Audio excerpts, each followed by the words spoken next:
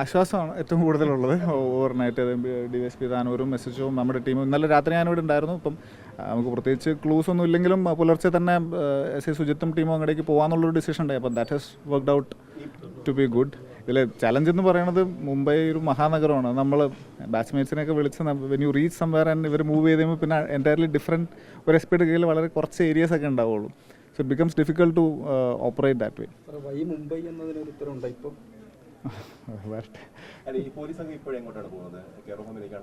ഇല്ല, ഇപ്പം നമ്മൾ പൂനെ RPF സെക്യൂർഡാണ്. RPF as a system for that. ഇങ്ങനത്തെ കുട്ടികളെ അവർ സ്വാഭാവികമായിട്ട് അവർ സെക്യൂർ ചെയ്ത് വെച്ചിട്ടുണ്ട്.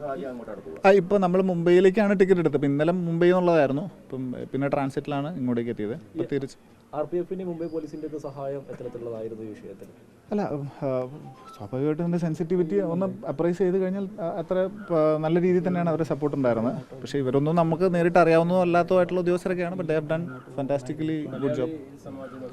മലയാളി ഓഫ് കോഴ്സ് അത് ഞാൻ കൂടുതൽ പറയേണ്ട ആവശ്യമില്ല. മാധ്യമങ്ങൾ ഹാസ് പുട്ട് ഇറ്റ് അക്രോസ് നല്ല രീതിയിൽ. അപ്പം അതിൻ്റെ ഒരു ഇമ്പാക്റ്റ് കൂടി ഇതിനകത്തുണ്ട്.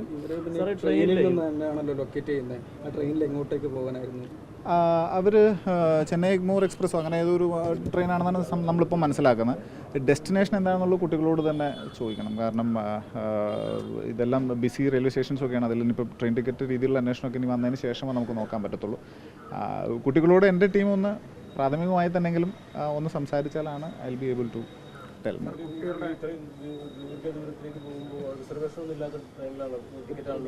അതെ,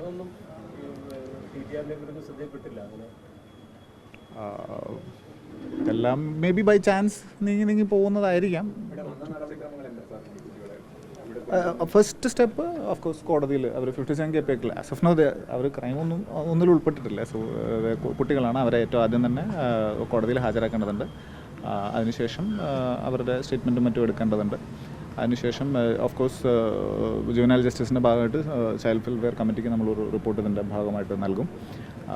സോ അതിനുശേഷമുള്ള തുടർ നടപടികൾ. പിന്നെ ഒരു റിക്വസ്റ്റ് ഉള്ളത്, നൗ ദാറ്റ് ഇറ്റ്സ് ഡൺ, അവരുടെ photographs videos with their visuals എല്ലാം ഒന്ന് റിമൂവ് ചെയ്യുകയാണെന്നുണ്ടെങ്കിൽ എൻഡ് ഓഫ് ദ ഡേ അവർക്ക് എക്സാമും എല്ലാം ഉള്ളതാണ്. So we need to get them back to ഒരെണ്ണം സിം കാർഡ് അവർ സംഘടിപ്പിച്ചിരുന്നു എന്നുള്ളതാണ് മനസ്സിലാകുന്നത്. That shows preparations. യുവാവ് നിലവിൽ എവിടെയാണുള്ളത്? നമ്മുടെ ഒരു നിരീക്ഷണത്തിലോ നമ്മളോട് കോൺടാക്ട് ചെയ്യുന്നുണ്ട്. ഇന്നലെയും സഹകരിച്ചിട്ടുണ്ട്. അപ്പം സഹകരിച്ചിട്ടുണ്ട് തീർച്ചയായിട്ടും. ഇപ്പം പ്രധാനപ്പെട്ട കുറേ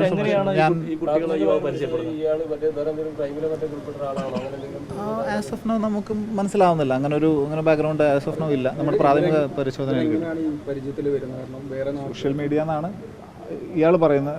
അഗൈൻ ഇപ്പോൾ ഇതിൽ ഒരുപാട് കളവുകളും ചെറിയ കൊച്ചു നുണകളൊക്കെ ഇതിൻ്റെ ഉള്ളിലുള്ളതുകൊണ്ട് വന്ന് വിശദമായിട്ടൊന്ന് അവർ റിലാക്സ് ആക്കിയതിന് ശേഷം നിങ്ങൾ കണ്ടാണോ ഇവിടുന്ന് എസ്കേപ്പ് ആവണം എന്നൊക്കെ പറയുന്നത്. അപ്പം ഒരു റൺ മോഡൽ ഒന്നും കമൻറ്റ് ചെയ്യുന്നില്ല. ഇറ്റ്സ് ഓൾ ഒരു അഡ്വഞ്ചറിസ്റ്റ് ആംഗിളിലായിരിക്കാം ആസ് ഓഫ് നമുക്ക് തോന്നുന്നത്. മറ്റെല്ലാ ആംഗിളുകളും നമ്മൾ പരിശോധിക്കും തീർച്ചയായിട്ടും. പക്ഷേ കുട്ടികളെ ഞങ്ങളുടെ കയ്യിലേക്ക് ഒന്ന് എത്താന്നുള്ള ഒരു അപ്പീലുള്ളത് ലൈക്ക് വിഷ്വൽസ്, ഫോട്ടോഗ്രാഫ്സ് അതെല്ലാം ഒന്ന്. ടേണിംഗ് പോയിന്റ് ആയത് 9 മണിക്ക് ലഭിച്ച ആ സിഗ്നൽ തന്നെയായിരുന്നു അല്ലേ? ഇന്നലെ രാത്രിയോടെ ലഭിച്ച സിഗ്നൽ തന്നെയാണ്. അതെ, ഫോണ് മറ്റൊരു ഫോൺ ഓൾറെഡി ഉള്ള ഫോണില്ല, വേറൊരു ഫോണും വേറൊരു സിമ്മിനെ കുറിച്ചുള്ള ഇൻഫർമേഷൻസ് വളരെ ഇമ്പോർട്ടൻ്റ് ആയിരുന്നു. അപ്പം അത് പാർട്ട്ലി ആയിട്ടാണ് നമുക്ക് കിട്ടുന്നത്. ബട്ട് അഗൈൻ ഞങ്ങൾക്ക് ലഭിച്ച സമയത്ത് ഇവർ നേരെ ചെന്ന സലൂണിലാണല്ലോ കയറിയത്. അതൊക്കെ എന്തുകൊണ്ടാണ്? ഇപ്പോൾ പിതാവ് തന്നെ പറയുക ഇവിടെ കൂടി സ്ട്രെയിറ്റൺ ചെയ്യണം എന്നൊക്കെ ആഗ്രഹം ഉണ്ടായിരുന്നു, നമ്മൾ എതിർത്തിരുന്നു, അങ്ങനെ വല്ലതും പറയുന്നുണ്ടോ? No comments on that.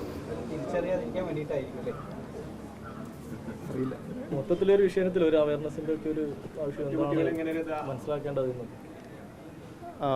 Clear ആയില്ല.